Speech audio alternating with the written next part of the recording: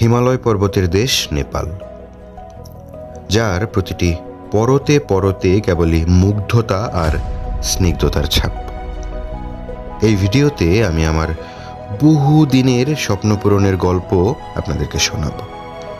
সেই স্বপ্নের পথে হাঁটতে হাঁটতে বহু চড়াই উতরাই পেরিয়ে পৌঁছাতে পেরেছিলাম অন্নপূর্ণা বেস ক্যাম্পে। আলহামদুলিল্লাহ, শুক্রিয়া, আল্লাহর অশেষ মেহেরবানি যে এই পর্যন্ত আসতে পেরেছি। নেপালের কুসুমা পর্বত 228 মিটার উচ্চতা থেকে লাফ দিয়ে মনের ভয়কে জয় করেছিলাম। কি যে রোমাঞ্চকর সেই অভিজ্ঞতা, আমার জীবনের সেরা অভিজ্ঞতা।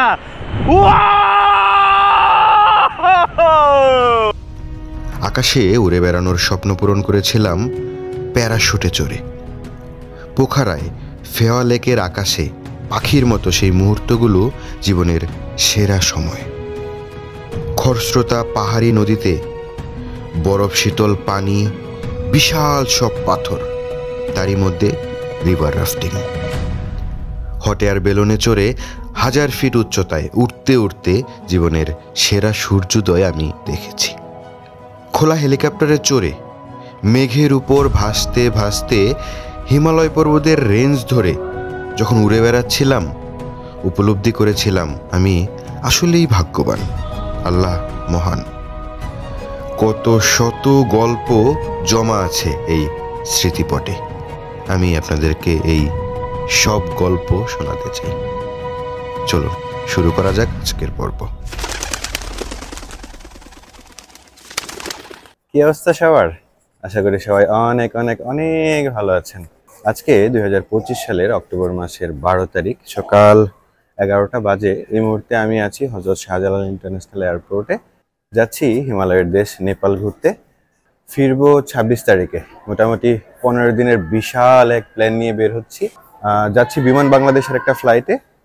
1:30টার দিকে আমাদের এই ফ্লাইট ছাড়বে ঢাকা ইন্টারন্যাশনাল এয়ারপোর্ট থেকে কাঠমান্ডুর উদ্দেশ্যে। কাঠমান্ডু ত্রিভুবন ইন্টারন্যাশনাল এয়ারপোর্টে আমরা নামবো আনুমানিক বিকাল 3টার দিকে। আমি এই আগামী 15 দিনে কোথায় কোথায় যাব, কি করব, কি দেখব, কত খরচ হবে, A to Z এভরিথিং আমি আপনাদের সাথে শেয়ার করার চেষ্টা করব। আশা করি আপনাদের বেশ কাজে লাগবে। আমি টিকিট কেটেছিলাম সেপ্টেম্বর মাসের 26 তারিখে। টিকিটের মূল্য নিয়েছিল 41,000 টাকা। আমি যাব 12 তারিখে, ফিরবো 26 তারিখে। রাউন্ড ট্রিপ 41,000 টাকা। আমি যেহেতু খুব অল্প সময় আগে ফ্লাইটের টিকিটটা বুকিং কেটেছি, সেজন্য টিকিটের প্রাইসটা একটু বেশি নিয়েছে। আপনারা যদি আরও আগে টিকিটটা কেটে থাকেন তাহলে সেক্ষেত্রে আপনাদের টিকিটের প্রাইসটা আরও কমে যাবে। সেজন্য চেষ্টা করবেন একটু আগে টিকিটটা কেটে ফেলার জন্য। আমাদের অমিত দা, কি অবস্থা? আমরা একই সাথে একই প্রতিষ্ঠানে চাকরি করি দীর্ঘদিন যাবত। আমরা গল্প করতাম দেশের সবুজ পাহাড়ে আমরা দুজন মিলে ঘুরবো, কিন্তু একসাথে আমরা কখনো ওই বাংলাদেশের সবুজ পাহাড়ে যাইনি। শেষ পর্যন্ত যাচ্ছি সাদা পাহাড় দেখতে, এভারেস্টের দেশ নেপালে যাচ্ছি। যেহেতু আমাদের ফ্লাইট 1:30টার দিকে, তো আমরা চেষ্টা করেছি ইন্টারন্যাশনাল ফ্লাইটের নিয়ম অনুযায়ী ঘন্টা 3 আগে এয়ারপোর্টে আসার। আমরা 11টার মধ্যেই এয়ারপোর্টে চলে এসেছি। তারপর বোর্ডিং পাস, ইমিগ্রেশন, তারপর ফাইনালি চেকআপ শেষ করে এখন আমরা ফ্লাইটের জন্য অপেক্ষা করছি। এখানে লবিতে বসে দেখতে পাচ্ছি ওই যে দূরে আমাদের ফ্লাইট রেডি হচ্ছে। অলরেডি লাগেজগুলো নিয়ে যাচ্ছে। কিন্তু এয়ারপোর্টে আসার আগে কিছু পূর্ব প্রস্তুতি আছে। নেপালে যেহেতু অনারাইভাল ভিসা, সেক্ষেত্রে ভিসা নিয়ে কোনো জটিলতা নেই। তবে এয়ারপোর্টে আসার আগে আপনারা অনলাইনে নেপালের ভিসা অ্যাপ্লিকেশনটা করে ফেলবেন। তাতে হবে কি, আপনি যখন কাঠমান্ডু ত্রিভুবন ইন্টারন্যাশনাল এয়ারপোর্টে পৌঁছাবেন, আপনার লাইন ধরে ভিসা ফর্ম পূরণ করতে হবে না। আর হ্যাঁ, ফ্লাইটের ঠিক 24 ঘন্টা আগে আপনি যে এয়ারওয়েজ থেকেই টিকিটটা কাটুন না কেন, ঠিক 24 ঘন্টা আগে আপনার সিট রিজার্ভেশনের জন্য ওয়েবসাইটটা খুলে দিবে। আপনি আপনার পছন্দসই সিটটা তখন রিজার্ভ করে রাখতে পারবেন। চেষ্টা করবেন নেপাল যাওয়ার পথে ডান পাশের সিট বুকিং করতে এবং ফেরার পথে বাম পাশের সিট বুকিং করতে। ডান পাশের সিট বুকিংয়ের ক্ষেত্রে 12F কখনো নেবেন না। এটা উইন্ডো সিট হলেও এই উইন্ডোটা কিন্তু আপনি খুলতে পারবেন না। আমাদের এন্ট্রি পয়েন্ট ছিল 10 নম্বর গেট। 10 নম্বর গেট থেকে বিমানটা বেশ খানিকটা দূরে। ছোট এই বাসে করে আমরা বিমানের কাছাকাছি যাচ্ছি। আমাদের ফ্লাইট টাইম ছিল একটা 30 মিনিটে, কিন্তু সেটা ডিলে করতে করতে শেষ পর্যন্ত যাচ্ছি 2:30টার দিকে, মানে 1 ঘন্টা পাক্কা লেট। বিমানের কাছাকাছি চলে এসেছি। চলুন যাওয়া যাক স্বপ্নের দেশ নেপাল। আর তাই ভ্রমণকালের স্বাভাবিক অবস্থাতেও সিট বেল্টগুলো হালকাভাবে ঢিলে করে বেঁধে রাখার জন্য অনুরোধ জানাচ্ছি। ধন্যবাদ। আমাদের ফ্লাইট যাত্রা শুরু করলো। প্রায় 1.5 ঘন্টা সময় তো লাগবে। এভারেস্ট দেখতে পাই কিনা, আমাদের কপাল কতটুকু ভালো দেখা যাক। বিমান ছাড়ার 20 মিনিটের মধ্যেই চলে এলো খাবার দাবার। একটা স্যান্ডউইচ, এখানে একটা কেক, একটা ম্যাঙ্গো বার, সাথে সস, আর অ্যাজ ইউজুয়াল কোল্ড ড্রিঙ্কস আর পানির বোতল। এভারেস্টের চূড়াটা দেখা যাচ্ছে, সাদা মেঘে ঢেকে আছে স্বপ্নের এভারেস্ট। উফ, কি দারুণ, কি দারুণ! এ কি স্বপ্ন নাকি সত্যি? আমার চোখের সামনে এভারেস্ট। এইমাত্র অ্যানাউন্স করলো যে আমরা কিছুক্ষণের মধ্যেই ত্রিভুবন ইন্টারন্যাশনাল এয়ারপোর্টে অবতরণ করতে যাচ্ছি। কি যে মুগ্ধ হয়ে দেখছিলাম, কখন যে 1.5 ঘন্টা সময় কেটে গেল টেরই পেলাম না। 1.5 ঘন্টার জার্নি শেষে এবার প্লেন থেকে নামছি। Thank you. কি যে মায়াবী সুন্দর এই পাহাড় ঘেরা ত্রিভুবন ইন্টারন্যাশনাল এয়ারপোর্ট। সাদা পাহাড় দেখতে দেখতে কখন যে চলে আসলাম টেরই পেলাম না। যেদিকেই তাকাবেন এয়ারপোর্টের চারদিকেই পাহাড় আর পাহাড়। Welcome to Nepal Tribhuvan international airport. আমরা এই ত্রিভুবন এয়ারপোর্টে নামার পরেই প্রথম যে কাজ সেটা হচ্ছে অন অ্যারাইভাল ভিসা নিতে হবে, তারপর মানি এক্সচেঞ্জ করতে হবে, তারপর সিম কিনতে হবে। আমরা এই কাজগুলো শেষ করব।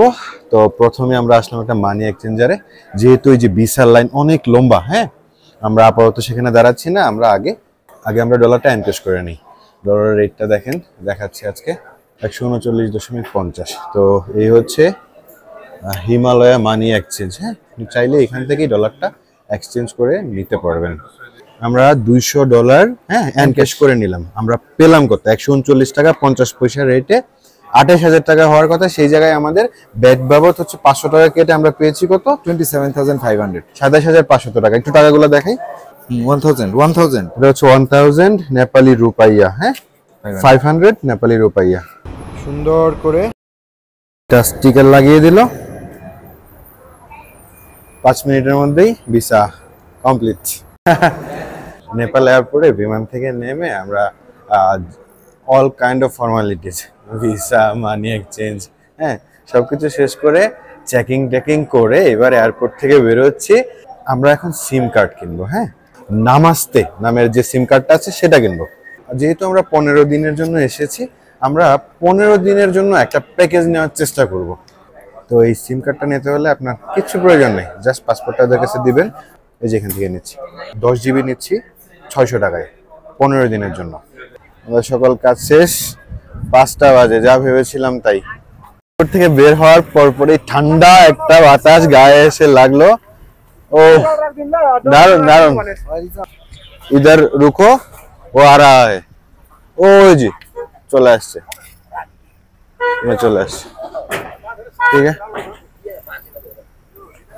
এই আমাদের ট্যাক্সি আগে থেকেই ঠিক করা ছিল। আমাদের ট্যাক্সি দিনের আলো ফুরিয়ে এলো। আমরা ট্যাক্সি করে যাচ্ছি হোটেলে। এয়ারপোর্ট রোড ধরে পশুপতিনাথ মন্দির পার হলাম। আমাদের এয়ারপোর্ট থেকে থামেল এরিয়াতে তো আমাদের হোটেল 10-15 মিনিটের পথ। যাচ্ছি আস্তে ধীরে, শহরটা দেখে দেখে। সুন্দর শহর। আমরা চলে এসেছি থামেল এরিয়াতে। আমাদের হোটেল এখানেই।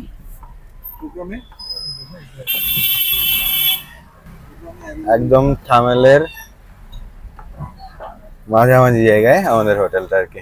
চলে এসেছি আমাদের হোটেলে, sacred boutique hotel.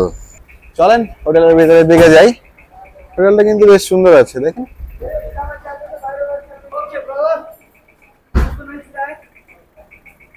Brother, your number? मेरा नंबर ले लो ले लो। চলে আসলাম আমাদের রুমে।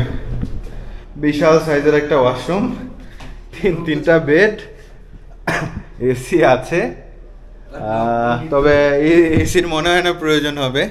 এখানে একটা আলমিরা রয়েছে, একটা চেয়ার, টিভিও আছে। তো আগে ফ্রেশ হই, অনেক টায়ার্ড, বেশ ক্ষুধা লেগেছে। হোটেলে গোসল টোসল দিয়ে হাঁটতে হাঁটতে চলে এসেছি বাংলাদেশি ফুডের সন্ধানে। এই এরিয়াটার নাম হচ্ছে আপনার মুসলিম টোল। হ্যাঁ, এখানে আপনার এই যে দেখেন বগুড়া হোটেল অ্যান্ড রেস্টুরেন্ট, মোটামুটি বাঙালি খাবারের জন্য এই এরিয়াটা। যে কাউকে বললেই ঢাকা হোটেল দেখায় দিবে, বা গুগল ম্যাপেও দেখে আপনারা চলে আসতে পারেন। বাঙালি খাবার খেলাম, বেগুন ভর্তা, দেশি মুরগি, ডাল, তারপরে পাহাড়ি চিকেন। হ্যাঁ, দুজন মিলে বরপেট খেলাম 750 রুপি। যাক, এখানে এসে মনে হচ্ছে যে আমি নেপালে না বাংলাদেশে আছি। বেশ ভালো লাগছে, স্বস্তি বোধ করছি। ভাই, আপনার নামটা কি? সমীর পান্ডে। সমীর পান্ডে।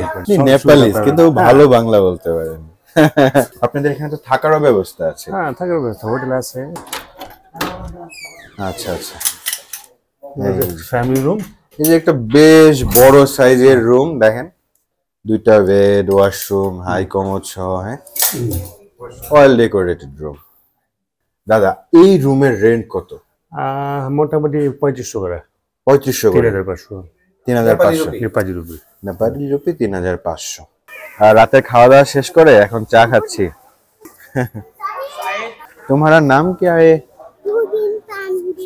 রুবিন পান্ডে। এই এরিয়াতে এসে মনে হচ্ছে যে আমি নেপালে আছি না বাংলাদেশে আছি, বুঝতে পারছি না। বাংলাদেশ, বাঙালি খাবার, বাঙালি পরিবেশ, বাঙালি চা, হ্যাঁ, সবকিছু এখানে আছে। আপনারা যারা ঘুরতে আসবেন কাঠমান্ডুতে, আপনারা এই এরিয়াটাতে থাকার চেষ্টা করবেন। কম প্রাইসে খাবার দাবার প্লাস হোটেলের কষ্ট অনেক কম। নেপালের থামেল এরিয়াতে হেঁটে বেড়াচ্ছি। কত সুন্দর সুন্দর পেন্টিং এর দোকান, সুন্দর সুন্দর শাল, কার্পেট। পাশে দেখেন প্রচুর ব্যাগ এখানে আছে, ছোট ছোট ব্যাগ, খুব সুন্দর কিন্তু, তাই না? দেখেন এগুলো কত সুন্দর। থামেলের নাইট লাইফটা খুবই চমৎকার। এই যে এখন দোকানপাটগুলো কিন্তু বন্ধ হয়ে গিয়েছে, দেখতেই তো পাচ্ছেন। এই দোকানপাটগুলো বন্ধ হয়ে যাচ্ছে এবং বিভিন্ন ধরনের ড্যান্স ক্লাব, বার, হ্যাঁ, ডিস্কো, এগুলো হচ্ছে ওপেন হচ্ছে। আর লোকজনের সমাগমও বাড়ছে। রাস্তার মোড়ে মোড়ে হচ্ছে আপনার লোকজন বসে থাকে। যে অ্যালোডিন নাম অনেক শুনেছি, সেই অ্যালোডির সামনে আমরা।